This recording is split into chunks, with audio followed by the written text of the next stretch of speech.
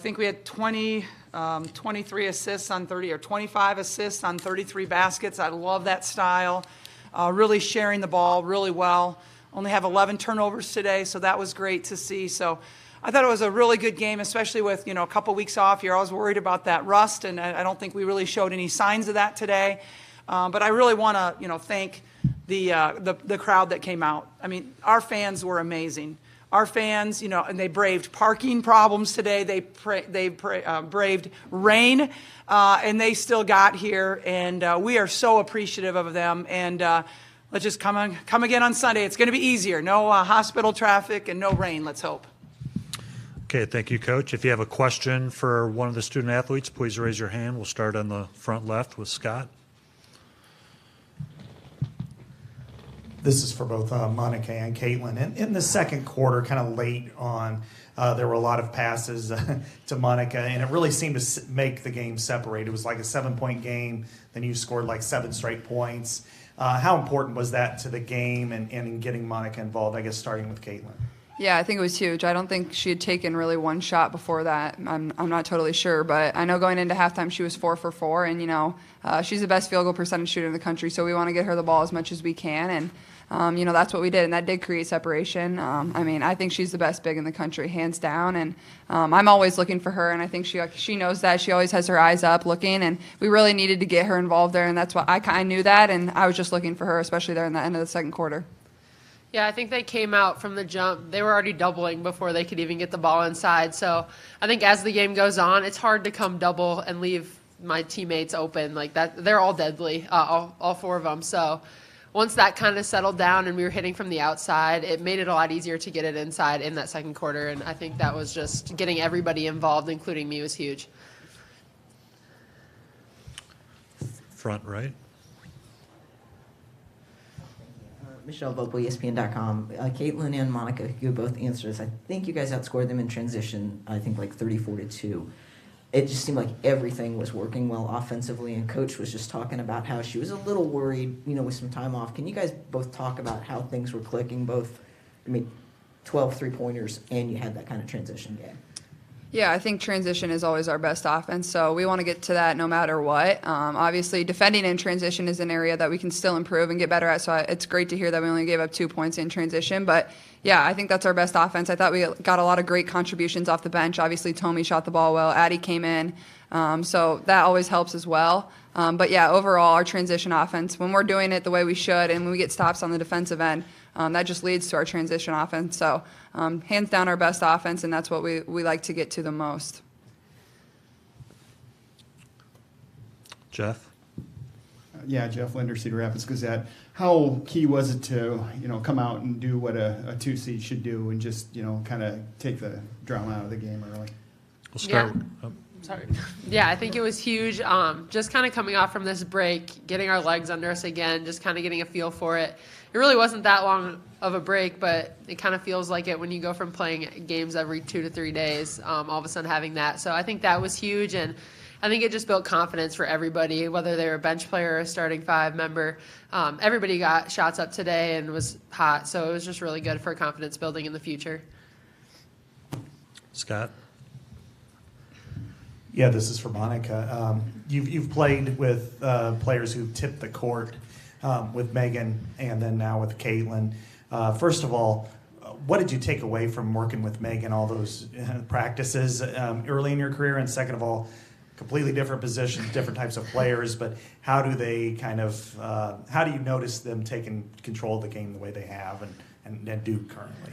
Yeah, I think with Megan, the biggest thing overall was just her work ethic. She never did anything halfway. She did everything 100%. Whether it was coming in the offseason to shoot, during the season, everything she gave it her all, and that was just really inspiring to see as a freshman and just kind of realizing that this is what it takes to be really good in this conference, this highly competitive conference.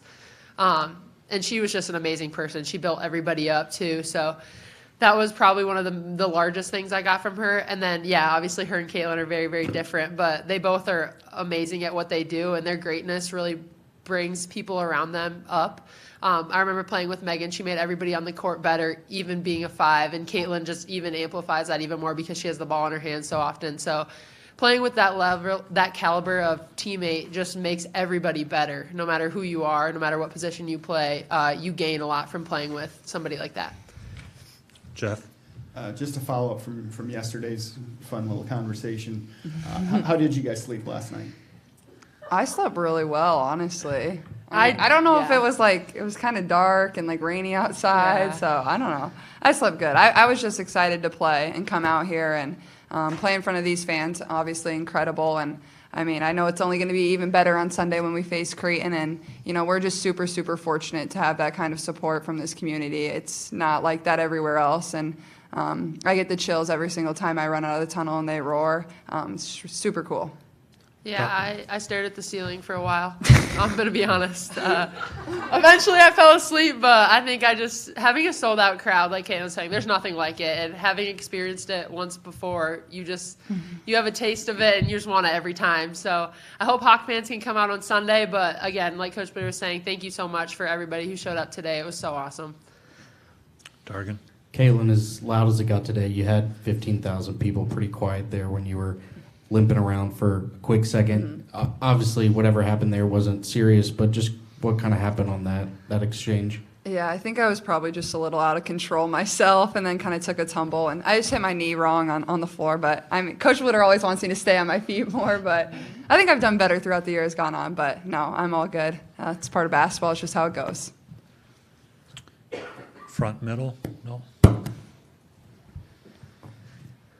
Yeah, for Caitlin, I guess, how well are you and Audrey going to get along the next couple of days, and how much are you looking forward to this matchup with a team that you watched a lot growing up? Yeah, no, I mean, my cousin and then obviously Audrey playing at Creighton, I really idolized her growing up. She played at Dowling and then went on to play at Creighton, and I thought that was the coolest thing ever. And I remember I went to Oregon State to watch Creighton play. They ended up going to the round of 32, and I was just her biggest fan growing up. I loved basketball, but, I think she'll be rooting for me a little more. I hope so. I mean, we're family. But no, I think more than anything, she just wants the best for me. And, she was here today, and I'm so glad I could have my support. I had a lot of family here today, and, that's what it's about. And our family just loves being around the game of basketball. It's really what we've done our whole lives. So it was awesome. We have time for 2 more questions for the student athletes. Front left.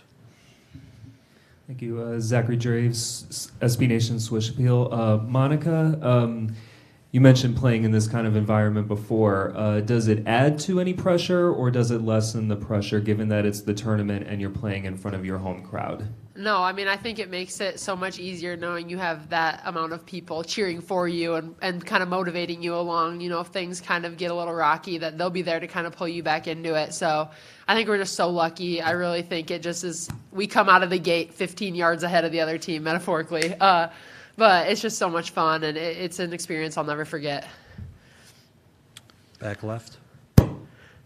Hi, Kaylin Thompson, WHO 13 News in Des Moines. A lot of young girls in the stands today. What's it like playing in front of them and being role models? I think all 3 could probably answer.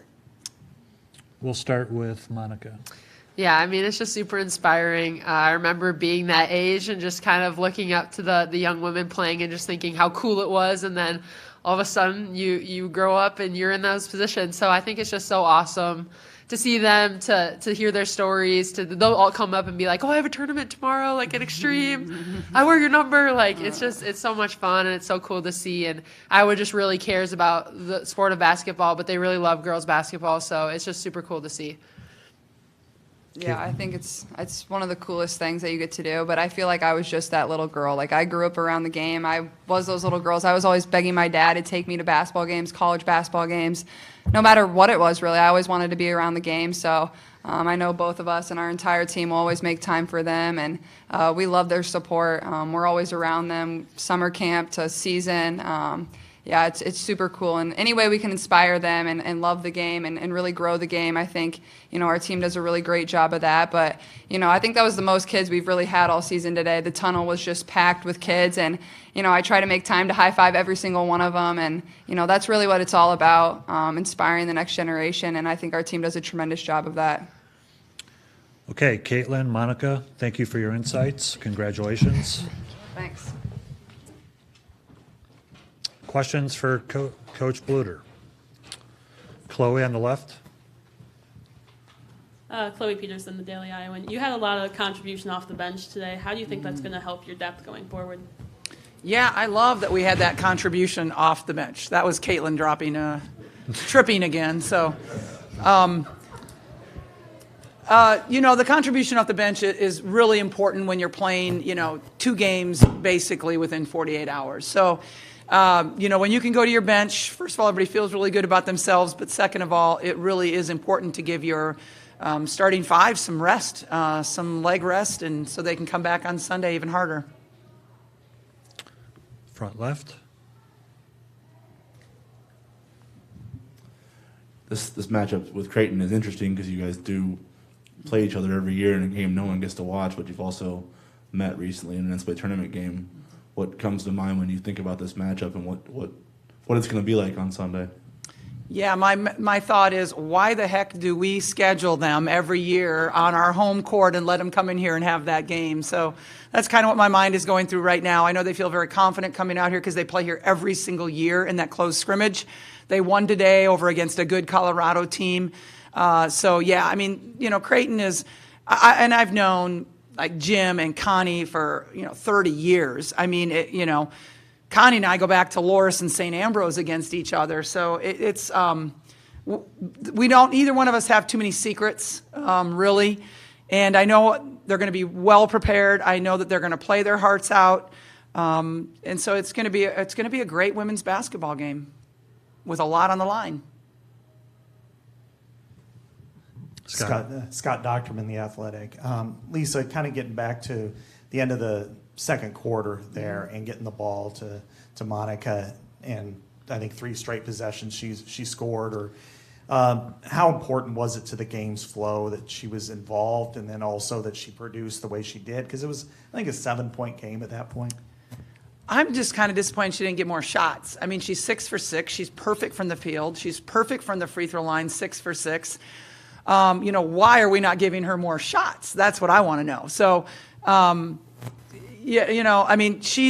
she can take over a game inside. She's so talented. But, yeah, we got to give her the ball a little bit more, too, to let her go to work. Jeff Beecham, Iowa's News Now. Oh, back here. Oh, Sorry. back right. Obviously, it looked like defensively things were working out early on. I mean, you gave up some shots in the zone, but when she kind of got into those passing lanes, it seemed like, Caitlin herself had 3 steals and ended up scoring on the other end, 10 steals total as a team. What do you like about the defensive performance tonight? I thought that our zone was really good. It's great because at the beginning of the year, our zone wasn't very good.